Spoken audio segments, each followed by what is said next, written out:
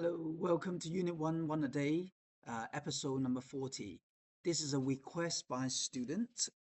So straight away we can see this is a momentum question because it involves a moving vehicle going to be colliding with another vehicle, and often we are asked to find the new velocity of the moving trucks. So what we have got here is the first thing we are asked is the equation of momentum. Well, don't get mixed up with moment, which is force times distance, and this is momentum, okay?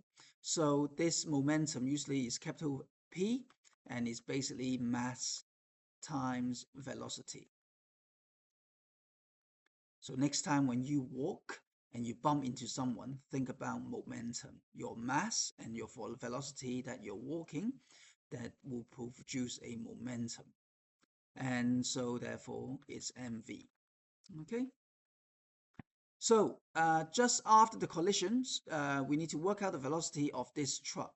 Okay, so this truck, let's call that v3. Okay, now obviously this truck will move as a result of the momentum transfer into this. So the energy is being input into the system at collision is coming from this scenario.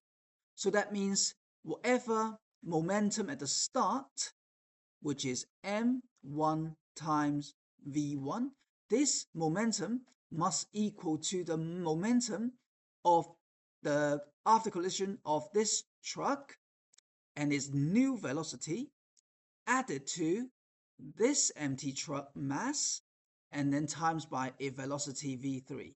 Okay, so let me just rewrite that here. It must be the total, right? Because we don't, we're just giving the energy from this momentum into this momentum at the end. Okay, so that means the sum of this cannot be greater than what's originally produces. So that's why m1v1 will tell us what is the original total momentum given to this collision. So therefore the equation is m1 v2, which is the new velocity of the loaded truck, because it's going to be slower than 8 meters square. I'm 100% sure. Well, actually it tells you here. Okay, and then add the m2 times its velocity v3, which is this empty truck. So we have m1 500, v1 is 8, and then m1 again, the mass doesn't change there, and then multiplies its new velocity, and then add the mass for the empty truck. Although it's empty, but it's got a mass. Yeah, so just in case people are wondering. Okay, so solving equation then.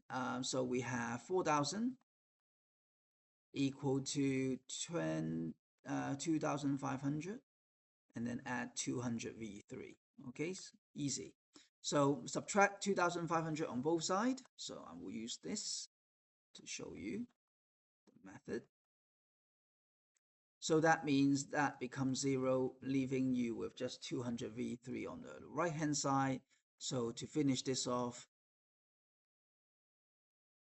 so that is 1,500 equal to 200 v3. And so divide both sides by 200.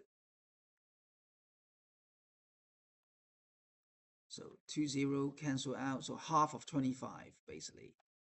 Okay, and so v3 is therefore equal to 7.5.